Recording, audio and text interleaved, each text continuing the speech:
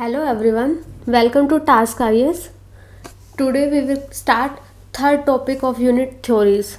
In earlier classes we have completed classical evolutionism, historical particularism. Today we will start diffusionism. If you have liked our earlier classes, then please like, share and subscribe Task IS. That will give us motivation to continue our lectures. Now diffusionism. What we mean by diffusion?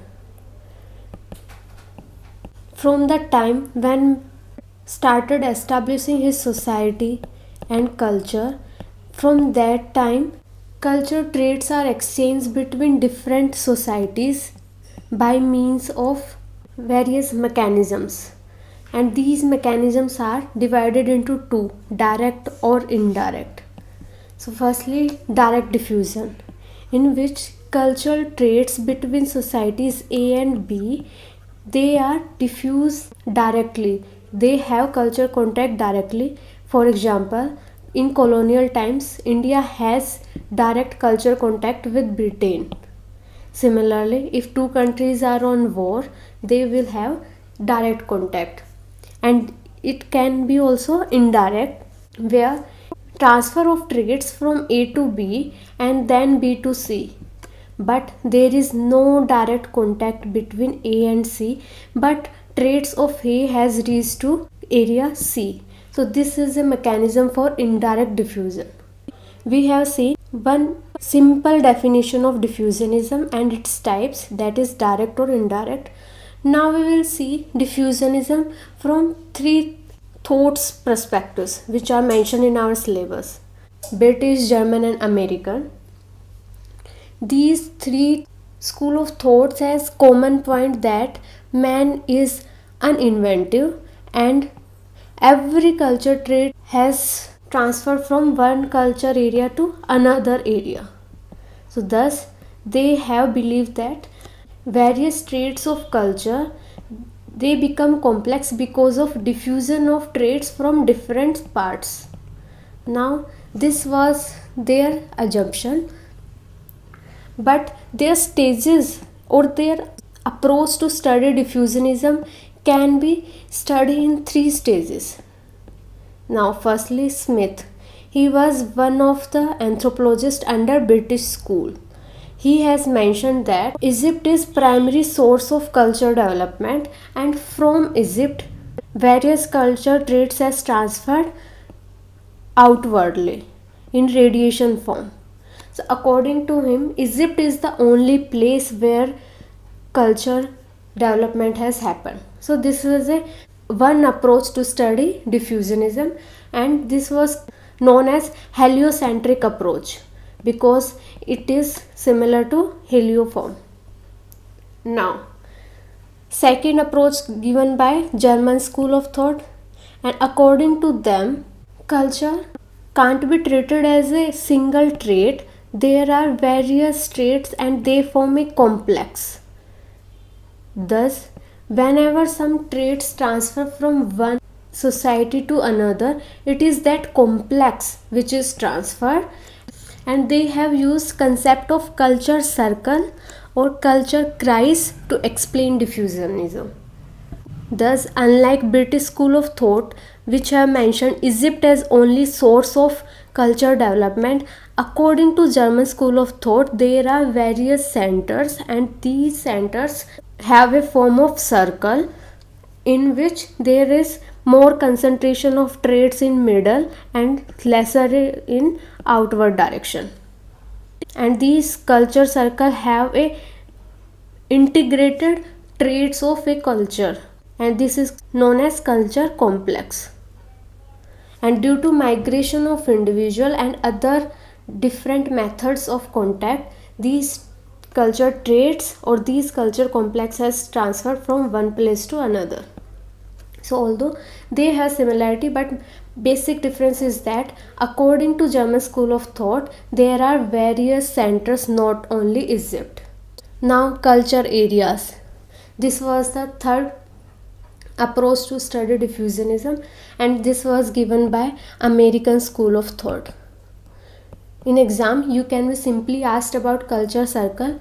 culture areas, you have to mention about thinkers, school of thought, and this concept, and later its contribution and limitation. You can write these points when we complete this whole topic. So now, culture areas. This concept was firstly given by T. Masson in his work Influence of Environment upon Human Industries or Arts. Here, environment is not only physical environment but also cultural environment. And he has identified 18 American Indian culture areas. So, here we have identified culture circle in this form. Here, culture areas, they have identified that this circle shape is common, but they have used geography and environment knowledge and also used map for their study. According to them, if this is the area, here different societies A, B and C are living, then these societies will have some common traits in a culture area. Whereas if we consider society 2, this have XYZ traits. According to this concept, although these societies A, B and C, they have different level of development, consider savagery, barbarism and civilization, although they have classified into 3 different stages, these and these XYZ, but this is a different geographical area, this is a different geographical area. So if one consider, he can think that A is savagery, X is also savagery, then they must have some similarities. So according to this concept, although they have some similarity, but due to this geographical area, A, B, C have some common characteristics despite of differences in their development because of this geographical closeness, and here automatically some diffusion of culture traits will happen. And Clark, Whistler and Kroeber, they have given this concept, that is culture areas. So till now we have seen a overview of different schools and different terms that has been used like culture circle and culture areas. Now we will study every school in detail and then every thinkers that is related with this school in detail. UPSC has not mentioned thinkers in different schools of diffusionism, but we will discuss some of important of them. Now in British school, one important name is W.H. Rivers, and British school is considered as extreme form of diffusionism. Rivers has studied Melanesian and Polynesian culture to highlight that diffusion of cultures has happened because according to him these different societies had some similar traits which is not even functional. For example, if two societies has same shape of boat, then this can be a natural fact because of streamlined shape of boat is useful for shipping. But if design or ornamentation on boat is similar, then this is considered as diffusion of culture traits because this design has no functional aspect in shipping purpose, but these features has shown that culture has transmitted from one place to another. And he has identified that due to migration of people these traits has transmitted. And according to Rivers, some people who have migrated, they have some superior technology and they have some superior customs, and due to which the local people has accepted their culture traits according to W.H. Rivers. So till now we have seen that Rivers has used Melanesian and Polynesian cultures as an examples to prove diffusionism. He has given some medium of diffusionism through migration, but he has not given any heliocentric example that was later given by Smith and Perry. So when we will study about Smith and Perry are students of W.H. Rivers, and they are typical heliocentric in approach, but due to their approach, W.H. Rivers is termed as a heliocentric school of thought, although he has not given any definite statement on heliocentric approach. He has simply defined diffusionism by studying Melanesian and Polynesian society, and he has also given some medium, that's for example migration has helped in transmission of culture traits, and he has explained reason because these culture traits are superior and they have superior technology, they have superior customs, due to which local people have adopted these traits. And if you see these statements from colonial time period, you can clearly understand that Rivers has somewhat superior complex, because he is saying that colonial countries or colonial areas are accepting British traits, culture traits, because these are superior in technology, superior in customs. So that's why he is put it under extreme form of diffusionism, because he has some biasness towards Western cultures. Now we are studying British school of thought. We have covered Rivers. Now secondly is Smith.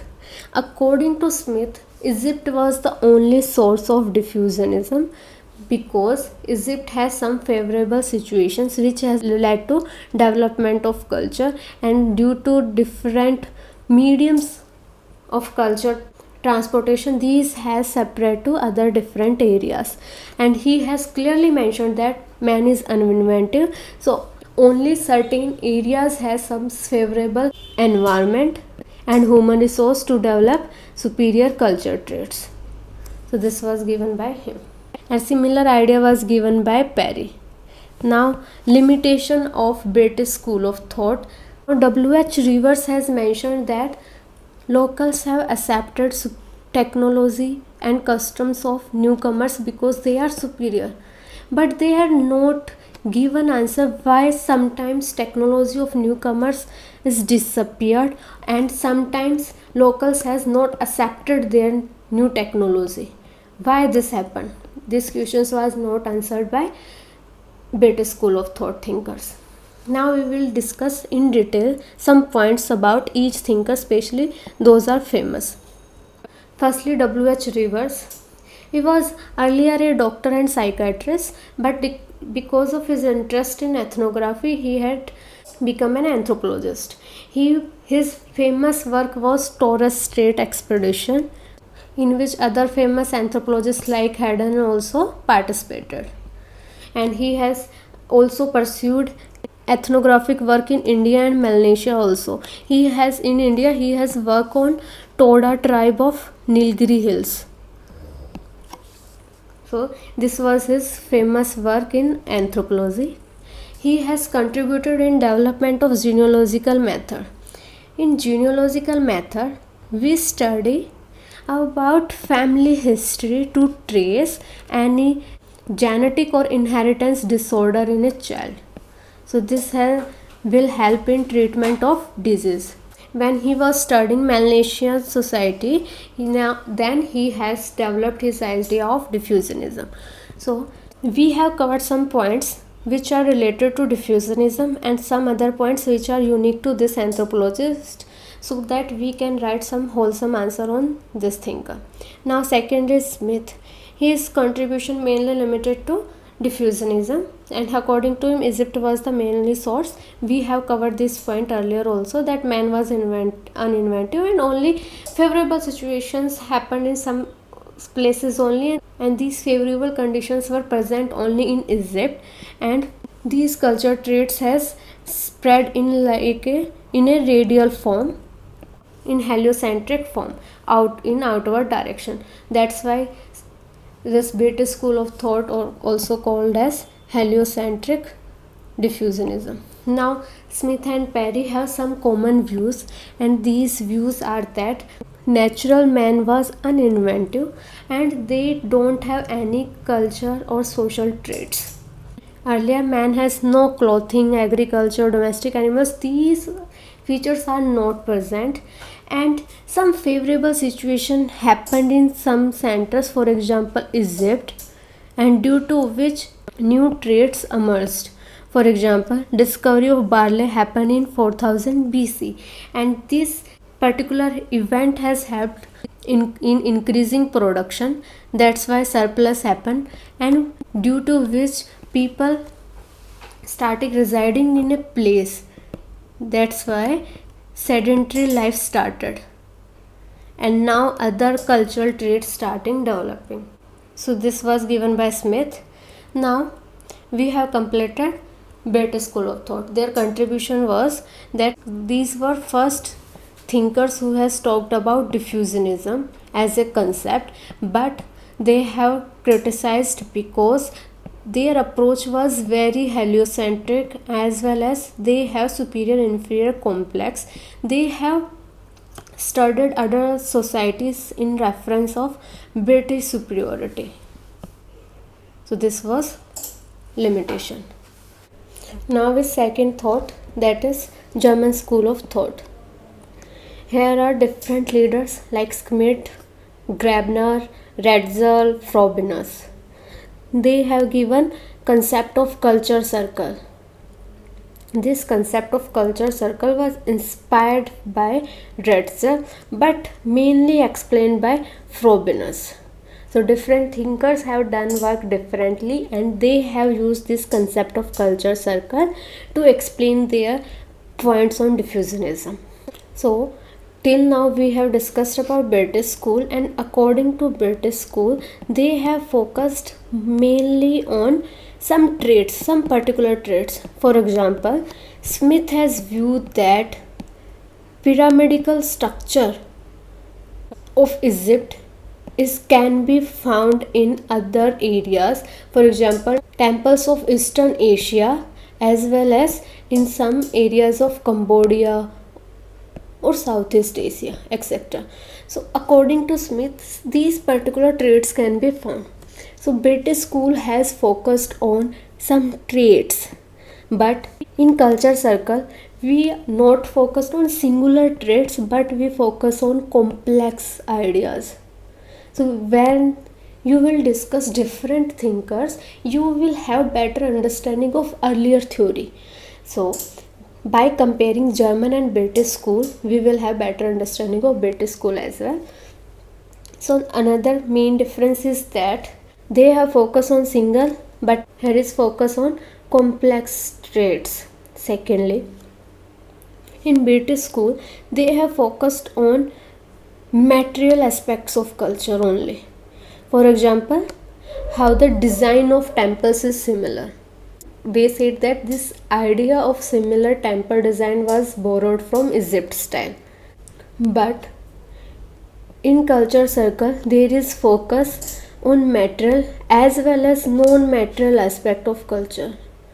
In non-material aspect we focus on customs, traditions which will be not observed directly, which we can't see on our buildings, on our temples. These are non-material aspects of culture. Thus culture circle concept is much broader in explaining diffusionism as compared to British School of Thought. Here to denote culture circle you can draw a circle, and where denote that center has more concentration of traits but outer areas has less concentration. And these concepts were used in Oceania and Southeast Asian region study. But what is limitation of this concept? They have said that Grabner and Schmidt, they have studied only limited number of original culture circles, because German School of Thought believe that not only Egypt but there are many centers of cultural development, and from where diffusion of different traits happen in form of a complex structure, but there are different centers. But this list of centers is limited, again there is a question of including variation, because if you have limited centers, then how so much diversity of social cultural variation can be included in just some culture centers. Now we will discuss some aspects about individual thinkers. For example, Frobenius, he was interested in giving concept of culture crisis or culture circle, and he has done his study in Africa. I have given some only one or two points for these thinkers because these are not mentioned in our syllabus and UPSC has not asked about them. UPSC has asked about culture circle or culture areas. That's why I am discussing these topics in detail. And also some important thinkers has also discussed separately. Now Retzel. Retzel has focused on studying non-functional characteristics of objects. Why they have similar features. For example, if there is some weapon, then why the structure of the handle as well as ornamentation on handle is similar. If this sharpness feature is similar in different cultures, then this can be understood because weapon has this feature and you have to make sharp weapon only. But if this handle has some flower design and this flower design is found in different areas, then you can see that this diffusion of culture traits has happened. So Retzel has used non-functional aspects of weapons, their similarities to explain diffusionism. Now we discuss about Schmidt in detail. This is a German term, you can pronounce it differently. So he promote idea of culture circle in his journal Anthropos. His idea of culture circle was most influential among German school of thought because he has utilized culture circle idea on temporal studies. According to him, if we organize hunter-gatherers and horticulturists, pastoralists from different areas, for example, this is from Africa and this is from Oceania region, then hunter-gatherer and pastoralist, these hunter-gatherers have some similar characteristics, these pastoralists have some similar characteristics.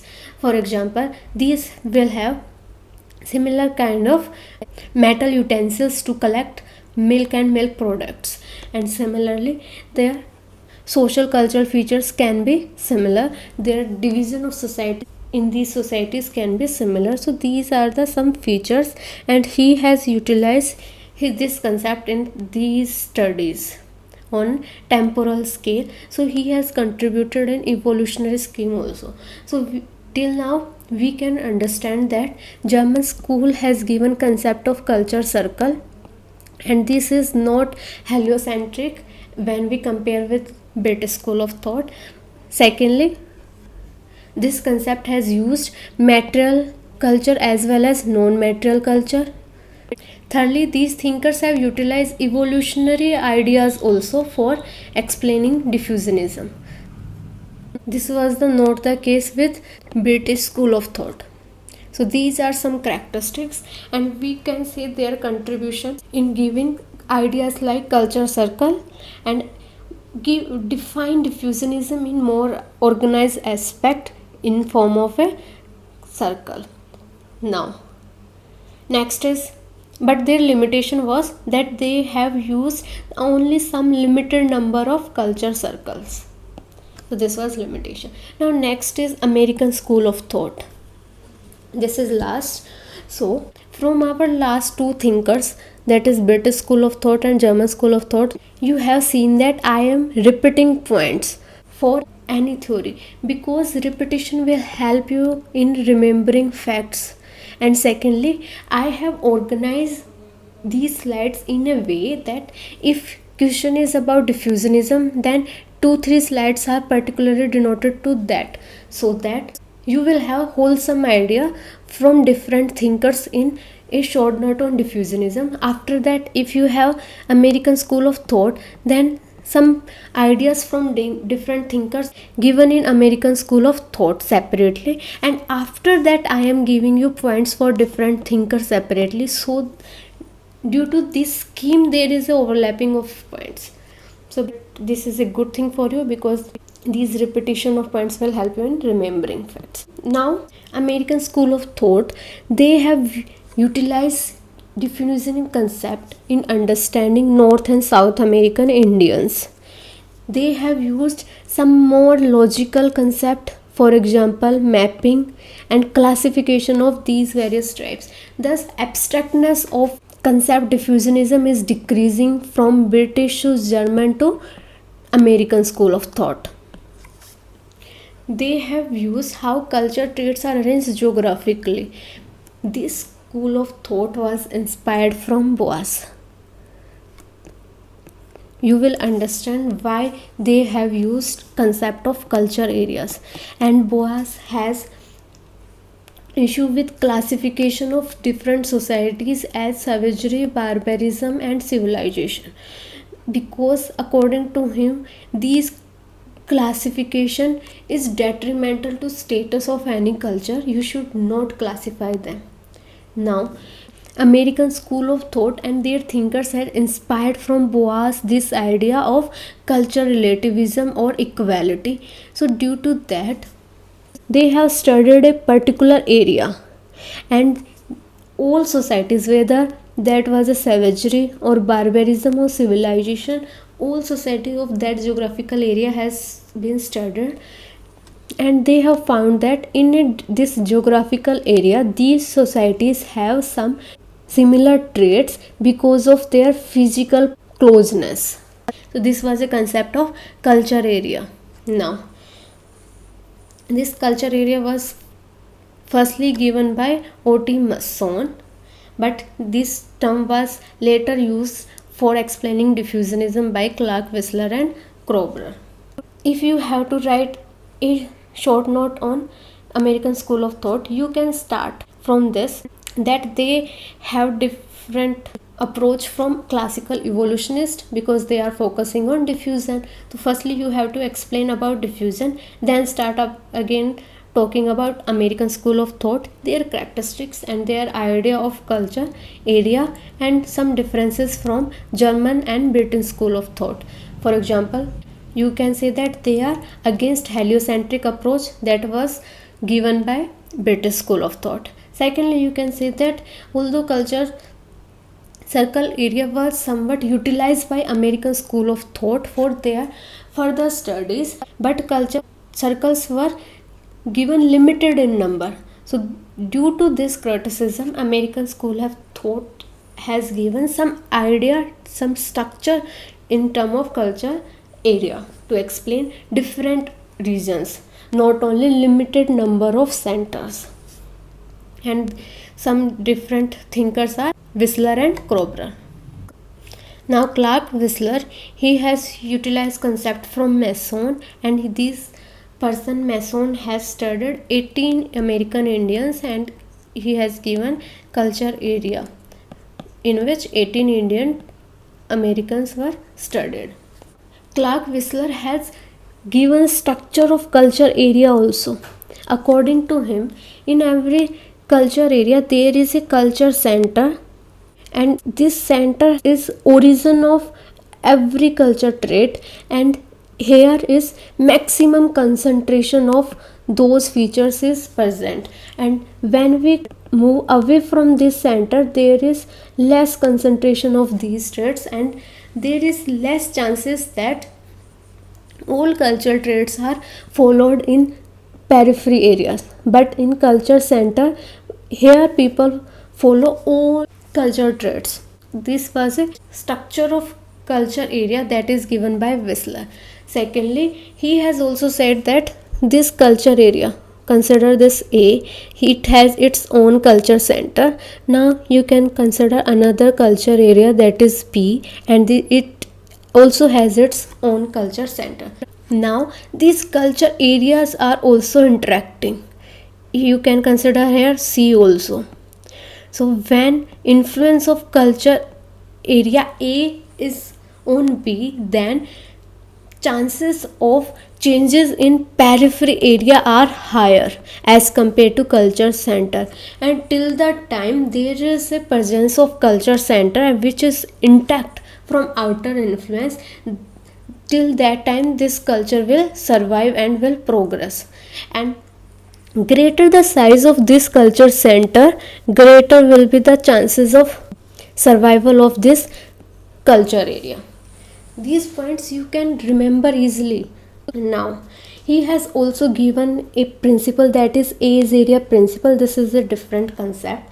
According to this concept, if this is a culture area and this is culture center, and now trait is X, if this trait X is found in this area, it means that culture trait X has limited spread to outward areas. It means culture X is a new trait. But if culture trait A that has presence even at peripheral areas, and also culture A trait can be found even outside that area, or it is transferred even to other culture areas also, that means culture A trait is very old. It means geographical spread of any area of any culture trait is directly proportional to age of that trait, because higher is the age, higher is the geographical spread of any trait. So this is the age area principle, and this age area principle will help in determining geographical distribution of any culture trait. So these are different concepts given by Wissler. First, his contribution are: firstly, he has explained structure of culture area by defining culture center. Then he has also said that different culture areas, how they interact and how transmission of culture traits from one culture area to different culture area happen. Thirdly, his concept of age area principle, how more older traits have more geographical reach. Now third is A.L. Kroeber. So this is last slide under this lecture, so pay attention to this. Now he was a student of Franz Boas. That's why they have focused on concept culture relativism, that we have understood from their concept of culture area also. So he has mentioned that culture area concept is not given by one individual, but this is utilized and spreaded by different thinkers under American school of thought.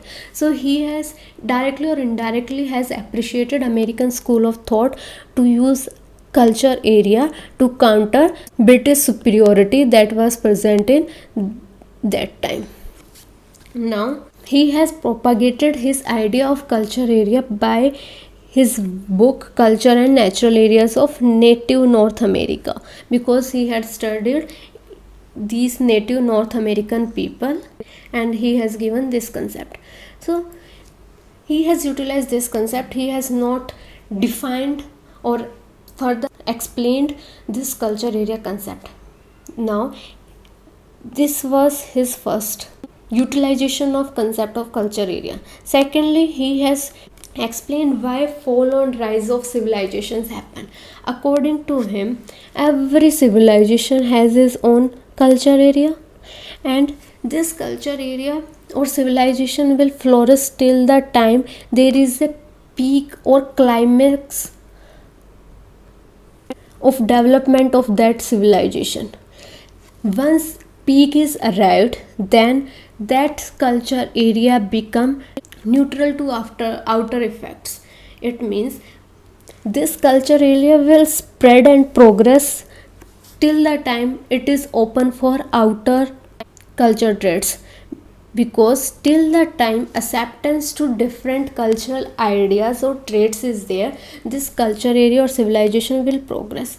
Once a time will come when the peak is arrived, then this will become neutral. This will not accept other culture areas. It means this has become neutral or resistant to outer culture traits, and from that time there is starting of civilization, because this culture has area has only his specific those traits, and with time these traits become unuseful, and we have seen that this is not accepting other traits. So how this can become dynamic or useful with changing times. That's why end of civilization will happen.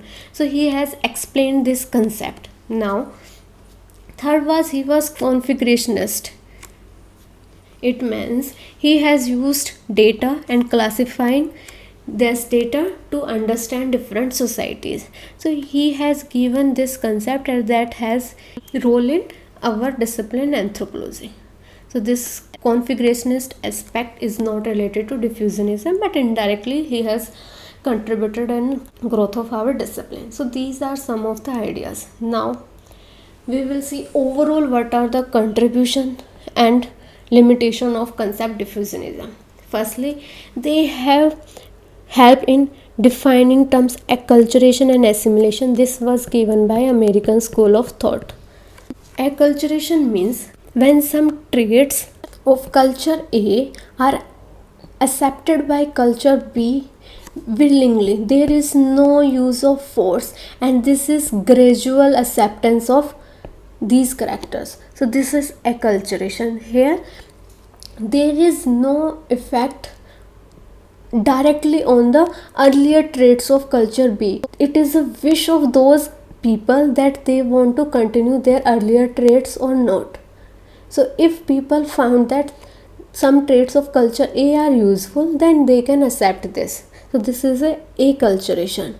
But in assimilation, there is a forceful transmission of culture traits. For example, this is a case of assimilation where from society A to B there is a assimilation has happened, and characteristics are firstly forceful, secondly here is complete elimination of traits of culture B. For example, if acculturation has happened, then people are happy, they have imitated some useful traits.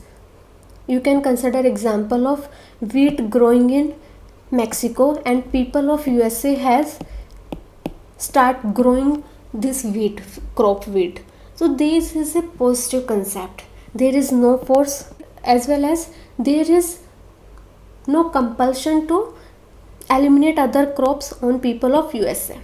But in assimilation, you can consider colonial masters and those colonial countries where different traits, for example English and other religious aspects, are forced on people. For example, Christianization of Indian tribals. So these were examples of assimilation, and assimilation is not good for any culture. And you have here this news that India should focus on integration, not assimilation of minorities, because in integration we will have a combined features where all different minorities or majority will enjoy their particular practices or customs. But in assimilation, only majority of population have their customs and traditions, and minorities will be eliminated, their practices will be eliminated. So this was a concept of acculturation and assimilation. This was explained by diffusionist. Secondly, concept of diffusion is still valid, because in this time also, due to different means and now due to progress in transport facilities, diffusion speed of diffusion has increased, but this concept of diffusionism is still valid. And many Indian thinkers also, for example LP Vidyarthi, Robert Redfield or Margaret Mead, they have utilized this concept while studying Indian society. For example, concept of little tradition or great tradition, these are related to diffusion only. So this concept is valid, still valid, and you can link these points in different papers so that your answer will look holistic. Thirdly, concepts like Kroeber concept of fall and rise of civilization, these will help how some societies are not adapting other societies culture traits. So these help in explaining why minorities has resistant towards features of dominant society. Similarly, why some tribals resist against entry of outsiders. So these concepts of different thinkers can be utilized in our studies and in our welfare programs also. Now criticism. Firstly, Boas, who has given his article Methods of Ethnology, in which he has explained that diffusionism focused on some aspects of culture traits.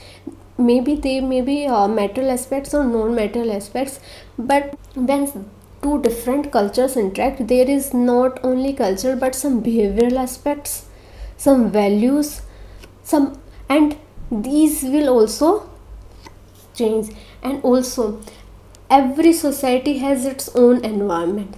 Thus, if he is adopting some traits from different society, he will adapt and modify those features according to his needs. For example, we have taken different features of our constitution from different constitutions of world, but we have modified these features according to our need.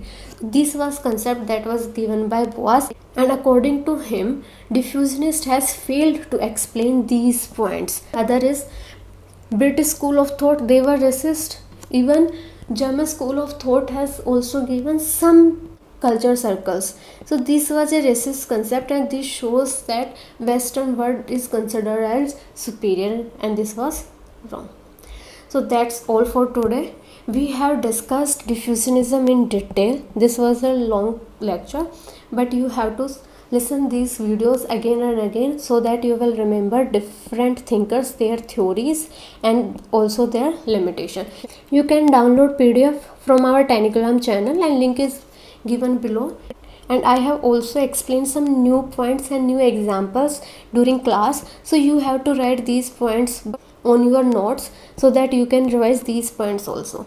So that's all for today, and again I will request you to like, share and subscribe our channel so that we will remain motivated to continue this series. Thank you.